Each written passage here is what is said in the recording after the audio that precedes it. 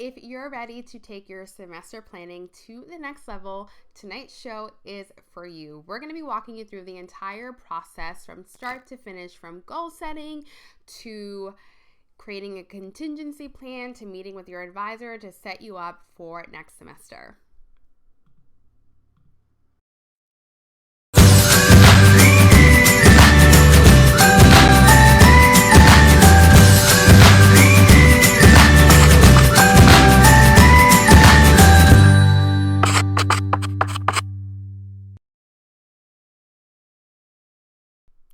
Welcome to tonight's show, everyone. I'm your host, Clarissa, and you're watching She Rocks at College Live, a show that was created for brilliant college women like you who are ready to step into their brilliance. We're here every Thursday at 6 p.m. Eastern Standard Time. And like I said, tonight we're going to be talking about how to prep for your semester. Now, I know that many of you are either just finishing up this semester or you're done and you don't want to think about next semester, but now is the time that you really should start planning for it, especially if last semester, the semester that just ended, didn't go as well as you'd hope. So by the time we're done tonight, you'll be prepared to tackle anything that happens to you, and no detail is going to be left unaccounted for. It's going to be a really rich episode.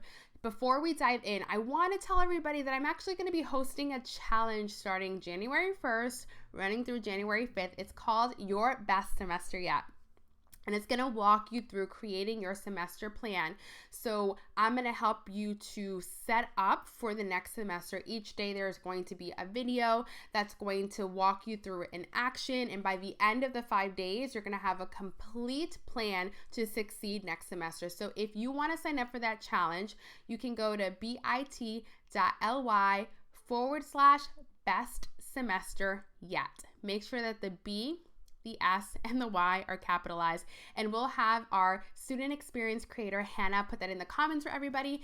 Why don't you go ahead at this time and take the opportunity to let us know how last semester went, the classes that you're taking for this upcoming semester, and that you also tell us when your semester is going to start so that we can see how much of a head start that you have. And like I said, Hannah's going to be interacting with everyone, so make sure that you're participating in tonight's show. That's the reason why we host this live, so that we can interact and really become a tight-knit community.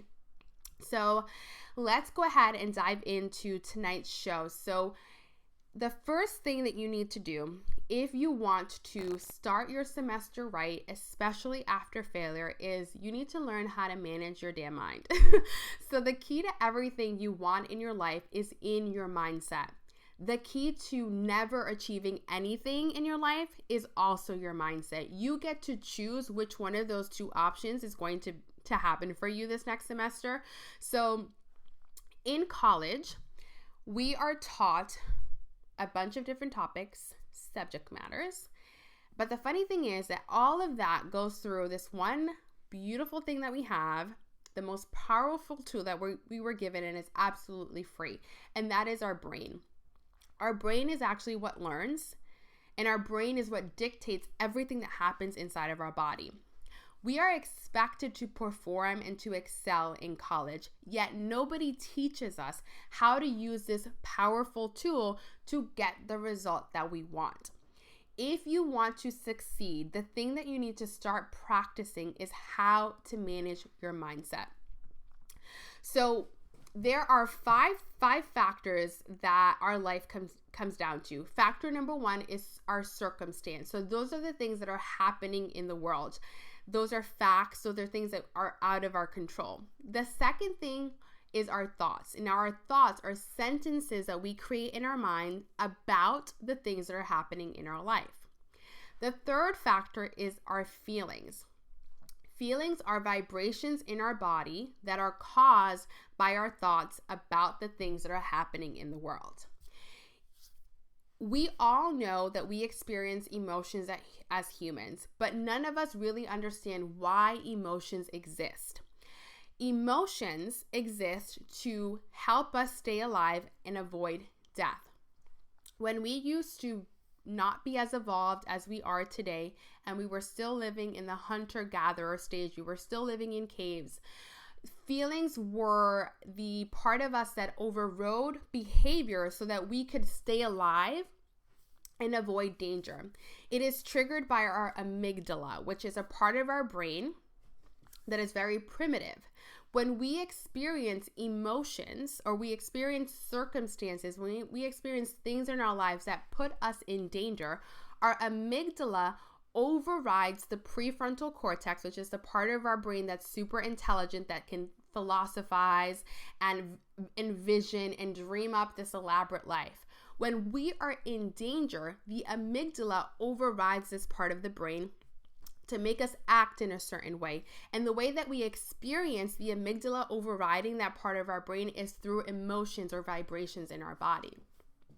These vibrations in our body trigger behaviors, and typically those behaviors are behaviors that promote our well-being, promote pleasure, and avoid pain or avoid death. Behaviors or actions, they can be called, are the only thing that produce results in our lives. And you can think of results as the things that you're physically experiencing in your world. Everything that we do it because we want to feel a certain way. I have been talking about this theme for the past 4 weeks on this show because it's super important that you get it. And I'm going to keep talking about it until you actually feel it, understand it, and like it's ingrained in you. Everything that we do in our lives, we do because we want to feel a certain way. Our feelings, because of the amygdala, drives our actions, and our actions produce results. If you want to learn how to perform actions, how to create habits or behaviors that produce the results that you want this next semester, you're going to need to learn how to manage your emotions.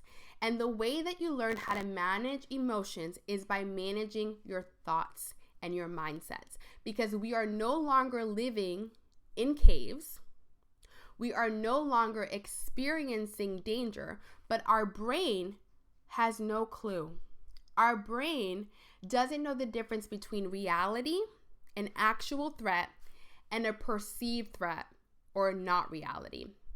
Perceived threats are our thoughts. So if we think something that our brain believes to be a threat to us, it will turn on that amygdala and we will take actions to try to protect ourselves. This is why many of us procrastinate, because our brain sees homework for physics as a threat. It thinks it's going to die because it's experiencing some negative emotion when you're doing your chemistry homework. And so what it does is it triggers the amygdala to say, hey, freeze up, stop doing that because it doesn't feel good and we're going to die. Go watch Netflix instead because that feels pleasurable, and we'll continue the race. If you want to learn how to do well this semester, please learn to manage your mind. And I'm going to give you an example of why managing your thoughts is the key to everything. So let's talk about those 5 factors. So let's say the circumstance, right? So circumstances are things that happen in the world that we have no control over. They're facts. So let's say the fact is I got a D in one of my classes. The thought that D triggered was I am not smart enough for this class. The feeling that is triggered by the thought I am not smart enough for this class is defeated. When I feel defeated, I take actions such as not trying, worrying, not doing the work, going to wash dishes, all these other things. And the result that action produces is that I don't do the work, I don't study, and therefore I get an F. And that result reinforces the thought, I am not smart enough for this. And what happens is that cycle continues. And I never, ever, ever, ever move from a place of getting D's and F's to a place of achieving A's and B's. Now let's see what happens when we change the thought. The circumstance is still the same. I still got a D. But now I'm choosing to think, I know I'm capable of doing better. The feeling that the thought, I know I'm capable of doing better produces is a feeling of optimism. And when I feel optimistic, I want to try different things. I want to reach out for help. I want to study differently. I want to do a bunch of different things because I'm feeling optimistic that there is hope for me, right? To do better. And what happens when I reach out for help? What happens when I study differently? What happens when I show up differently? I get a better grade. And that result then reinforces the thought, I know I'm capable of doing better. If you learn how to manage your emotions through managing your thoughts, you will have a different experience next semester. And in the Your Best Semester Yet challenge, we're going to dive deep into how to change these thoughts, into how to start managing your mindset so that you can show up differently next semester. So if you haven't signed up for that challenge, make sure that you do so now. That's the first thing that you need to do in order to start your semester right after failure. The second thing that you need to do is you need to decide who you want to be, what you want to have, and what you want to do next semester. You cannot create a roadmap for yourself if you don't know where you're going. What is your end game? What do you want to experience over the next 2 to 4 years? What do you want to learn? Who do you want to rub elbows with? Who do you want to become? What do you want to see? What do you want to experience? Keep in mind that as you go through college and you find out more about yourself, your vision, you experience different things, you're naturally going to change and evolve, which means that your vision for your life is also going to change. But here are some things that I want you to think about that will help you to decide what your goals are over the next 2 to 4 years. So these questions come from the College Productivity Kit. We have a Create Your College Vision section. So here are some questions that I want you to start thinking about when it comes to next semester. Remind yourself why you enrolled in college in the first place. Why did you pick your major? What do you want to be when you finish college? Do you have like an ideal career? Do you have a sense of the kind of job that you want to have, the hours that you want to work, the money that you want to make, the things that you want to be doing every single day? Think about if your college experience is even helping you to become the person that you sought out to become when you enrolled in college in the first place. Brainstorm some other routes, some other schools, some other majors, internships. There isn't just one way to do things. There's a multitude of different ways. Allow yourself to come up with them. If you failed out of college, what would you do? I love this question, and the reason why we include this question in the college vision is because so many students are afraid of failure. But what's the worst thing that's going to happen if you fail? The absolute worst thing that's going to happen is a feeling. That's it. It's just a feeling. So if you practice feeling failure and you allow your brain to go there, like, okay, what if I actually did fail? What would I do? It's not as scary anymore. You don't fear it as much because you've allowed yourself to travel there to see. And what you'll notice is that typically you'll find another route. You'll do something else. So what is there to be afraid of in the first place? And if you weren't afraid, what would you do with your college experience? What classes would you try? What internships would you apply for? What grades would you be content with? What kind of clubs would you join? Friends would you make? How would you show up if you weren't constantly afraid that you were going to fail? What would your dream experience look like as you're studying this next semester? I want you to picture yourself next semester taking your 4 to 5 classes. How do you want to feel throughout next semester? When you're sitting down to read, when you're taking your notes, what is that ideal experience of that whole process like for you? What would you like it to be like? You can't create a plan if you don't know what that plan is leading to. So you need to start with the end in mind and work your way backwards. The next thing that you need to do after you've handled the mindset piece, after you've decided on what your goals are, you've envisioned what you want next semester to be like, you need to meet with your academic advisor to create your initial game plan. Now, I know that sometimes we get some crappy academic advisors. Here's a newsflash. You can't change other people, but you can be responsible for your own success. And to be responsible means to be response-able.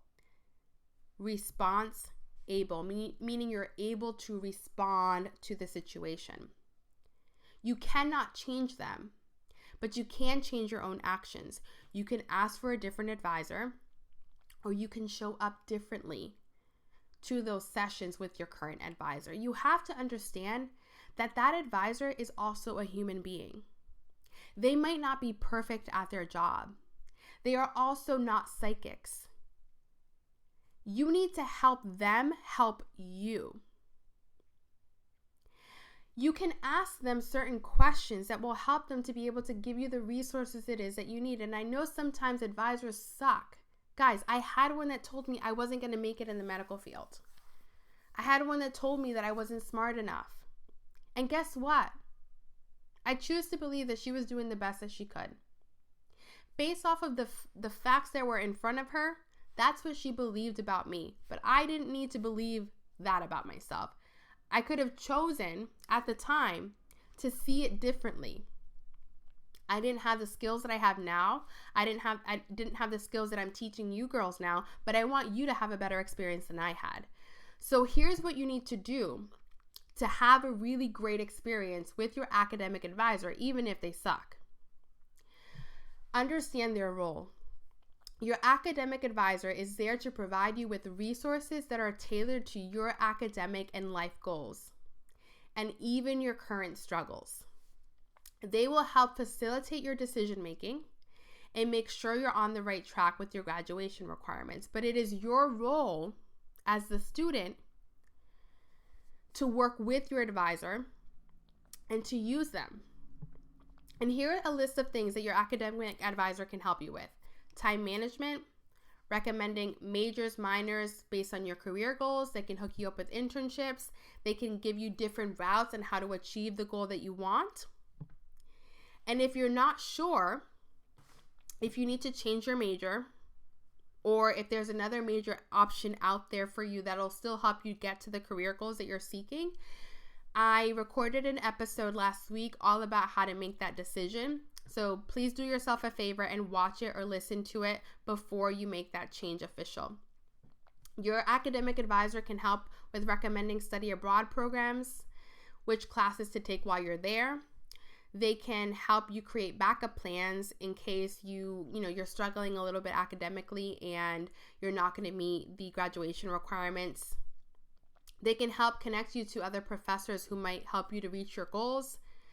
They can help you deal with failed classes. They can help you to create a study plan or at least direct you to the appropriate resources and teach you how to utilize them. They can recommend campus clubs, activities that might look good for a graduate program or an internship or a job that you want. They can review your graduate school applications. They can give you letters of recommendations. In the show notes over at sherocksatcollege.com, I'm going to have a link to an epic blog post where I share the top 5 questions you should ask your academic advisor. We don't have time to dive into it in this episode, but if you go to sherocksatcollege.com, this episode will be up tomorrow. And in the show notes, there's going to be an epic blog post all about how to prep for your semester. And in that blog post, you're going to see the 5 questions that you should be having, the conversations that you should be having with your academic advisor. Again, be responsible for your own success. If you're not getting the help that you want, speak up and say it and ask for what you want. You'll be surprised at the response that you get when you ask for what you want. So many of you just take it for what it is. Like, oh, this is just happening to me. They're not helping me. They just keep saying, okay, you don't have control over them, but you do have control over yourself. So ask for what you want. Let them know, listen, what you're saying is not helping me. I still have this goal. So what can I do? What else is there? Ask for what you want and watch what shows up for you. The next thing that you need to start thinking about to prepare for next semester is you need to design your flexible study schedule. So, oh my gosh, if I have one more student argue with me about there not being enough time in the day, I'm gonna lose my ish because it's such a lie. No, seriously, you need to track your time for a week and prove it to yourself that you actually have more time than you think. The reason you feel that you don't have enough time is because you spend most of your days in reaction mode instead of planning ahead and doing your planning, creating and deciding ahead of time what you're going to spend your time on. You also currently suck at setting real and clear boundaries and priorities with yourself and other people. So you need to get better at that. What do you want to spend time on? Who do you want to give your time to? Where do you want to cut back on things? You will always make the best decision for the vision and goals you have set for yourself when you plan ahead of time using your prefrontal cortex. When you are overwhelmed, guess what's going to happen? That amygdala is going to override the smart part of your brain, and it's going to make really dumb decisions like going to watch Netflix instead of sticking to your study schedule. Your amygdala is always in reaction mode, always, because all it cares about is sex, pleasure, and avoiding death. That's it. That's its like job all day. Like, give me stuff that feels good and keep away the stuff that's going to kill me. If you put it in an environment where it feels like it's going to die, it's not going to allow you to make smart decisions. So you need to help the dumb part of your brain by making decisions ahead of time, by understanding what your priorities are and blocking out your time to match those priorities. You are in control of your life. You are in control of your time. Stop acting like stuff is just happening to you, because it isn't, especially not time. You are choosing every day where your time is going. Nobody is forcing you to do anything.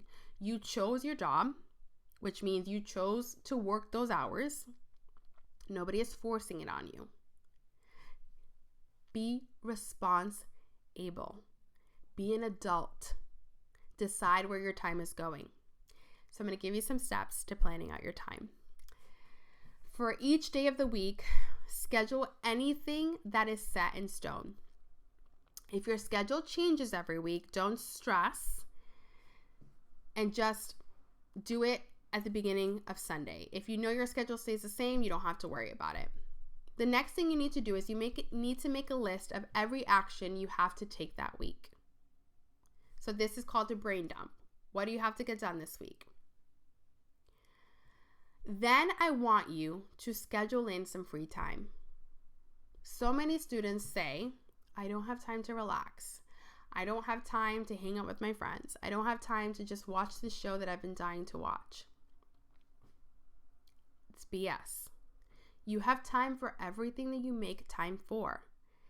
And if you want to not burn out this next semester the way that you did this semester, and that's the reason why you're not getting the grades it is that you want, you need to schedule in time to just be and relax. I promise you that if you do this, you will show up more refreshed, focused, motivated, determined the rest of the week. Give yourself at least a freaking weekend afternoon to just chill.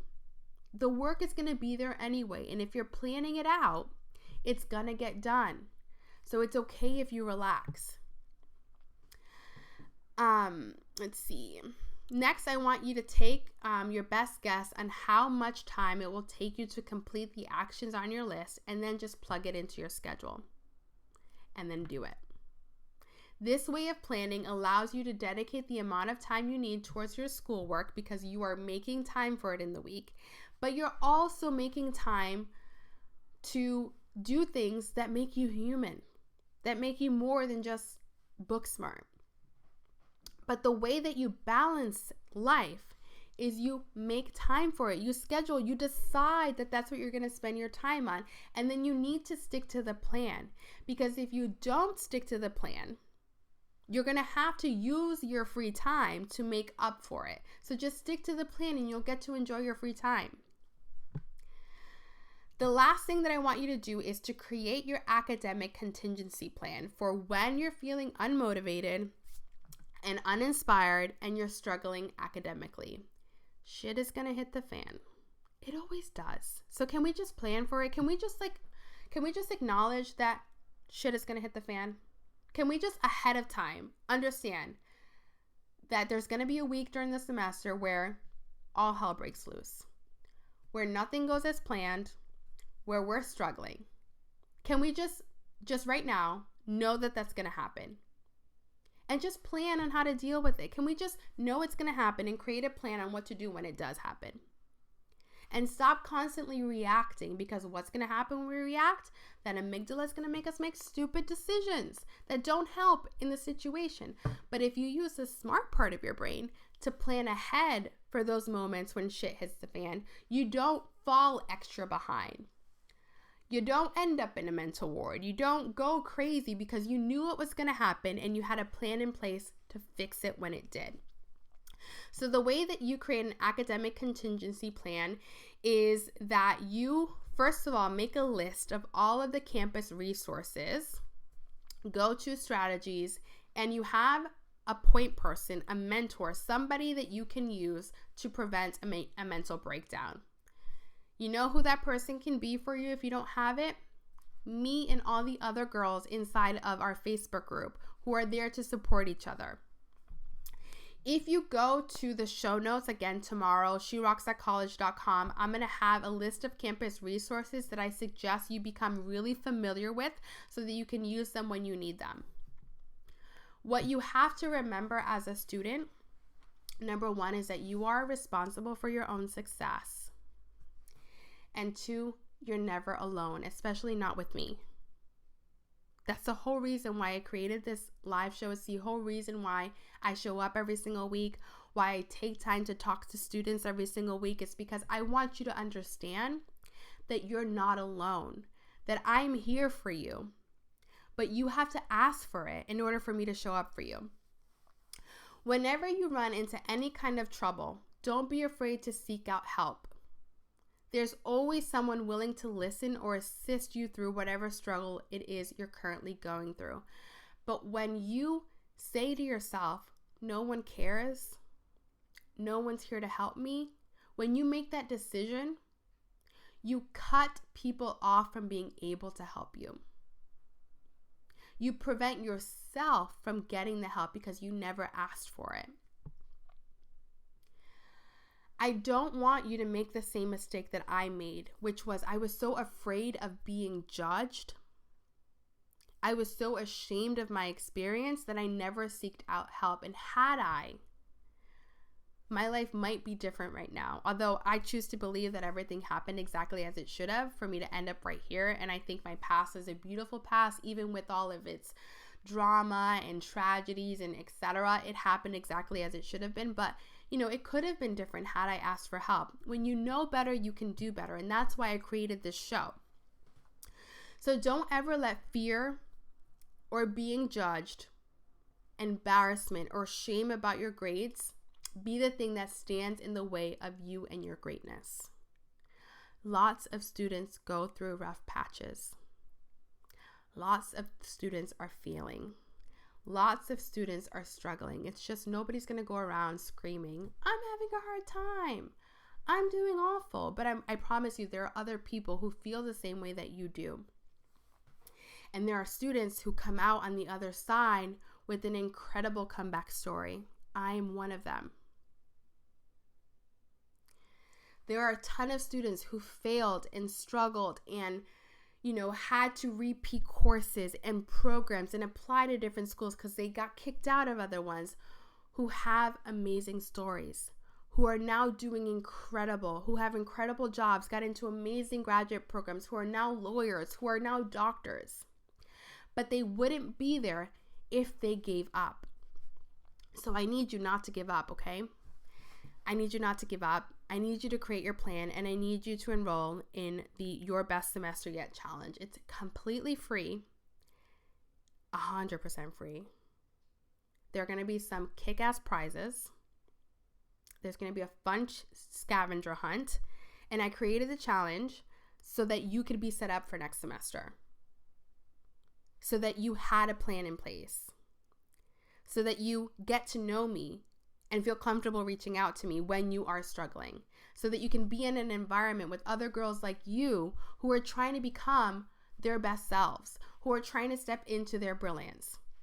And you can sign up for the challenge at bit.ly/best semester yet. And remember, the B, the S, and the Y has to be capitalized, but we'll put a link in the show notes, in the comments. Hannah will also place it inside of the chat that's happening right now.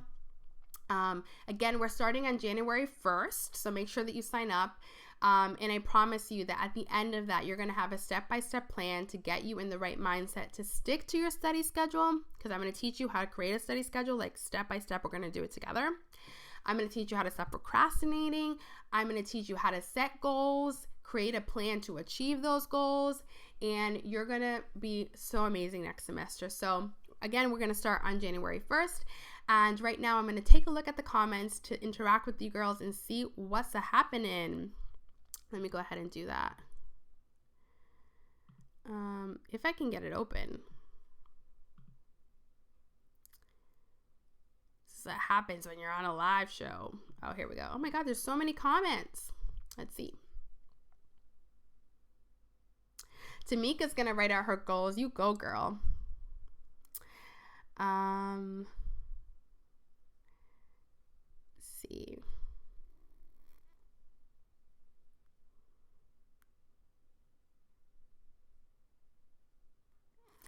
All right, so we have somebody that passed all their classes. That's awesome. Amy can't wait for the challenge. Girls, it's going to be really good. I put so much time and effort into this challenge. It's going to be unreal. And the prizes are amazing. And you girls know I'm going to go all out for you because I love you. And like, this is where my heart and soul is. So make sure that you sign up if you haven't. And that's going to conclude our show. That's all I got for you. Make sure that you check out the show notes because there's going to be a lot more detail, step by step in the show notes. It's like a whole epic plan to start your semester right. Like I cover everything: tutoring, what to ask your academic advisor, how often to go to tutoring, how to use your office hours. It covers everything that you would need as a student to succeed. So thank you so much for joining us live tonight and for interacting with us and for showing up for yourself. And I will see you back here next Thursday at 6 p.m. Eastern Standard Time, and have a great night.